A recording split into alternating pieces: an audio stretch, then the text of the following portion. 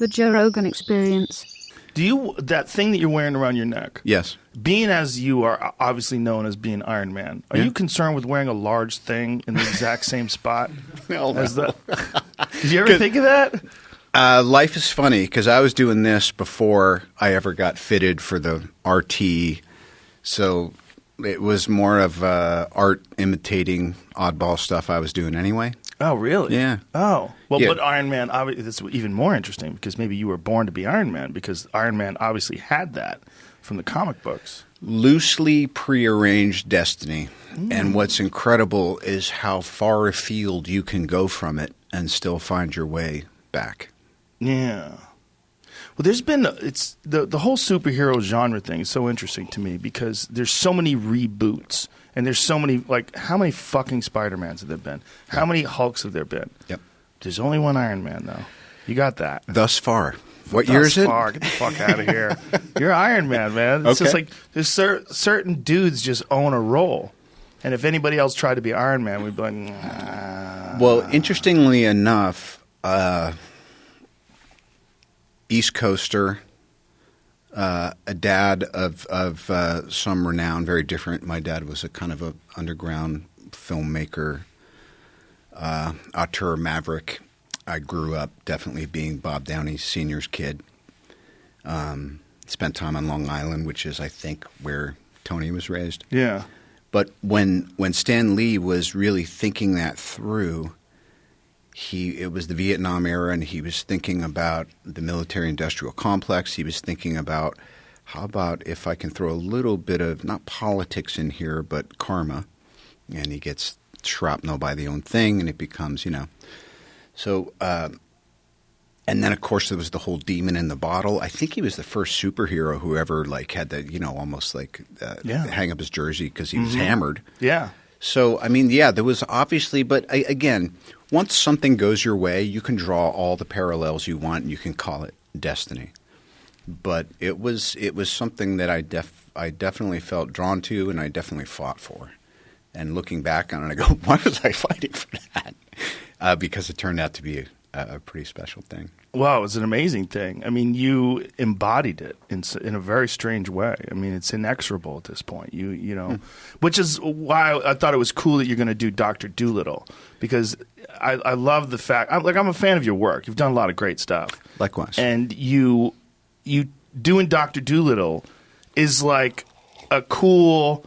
I don't want to say you're not taking yourself seriously, but you're taking a trust risk. that I'm not. But you're taking. I mean, this is a fun kids movie about a guy who talks to animals. Yeah. I mean, that's a great break because if you're Iron Man, there's certain people that, for whatever reason, become a role and that is it. That's what we will accept. You are that guy. And you're not doing that. You're able to, through your talent and through your ability to take chances, you're able to be a bunch of different things as well as be the Iron Man. Yeah, I mean, don't we?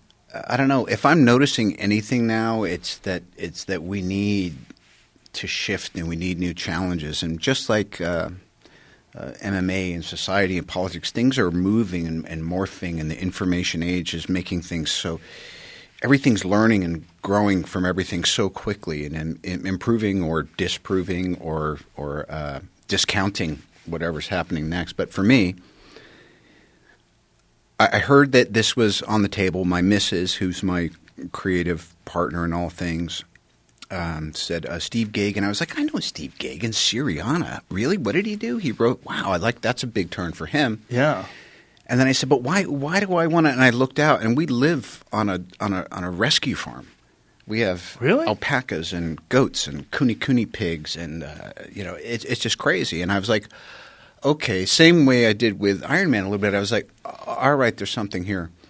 And then before I signed on, I was just Googling weirdest Welsh doctor. I just want to think of – I don't want to just do another English accent. So there's this guy, William Price, who's a nutty Welsh doctor. He was a neo-Druidist. He was someone who believed we could communicate with all nature and all that stuff. So I sent a picture of this wild-looking guy wearing a suit with stars on it and a staff in his hand. I sent that to Gaghan, and he goes, that looks right to me. I was like, great, let's do this movie. And literally, that's it. It's always it. You know what I mean? It's always that thing of you click and you go, here's my sense. What do you think? And then the gal or the guy says, yeah, let's lean into that. And then you go, but do this and that. And, hey, will you give me some of this? And you go, yeah. And all of a sudden you're in a synergy. It's like a good interview, like a good fight, like a good dinner. It just kind of happens. The gentleman right there. That's a crazy look. Yeah.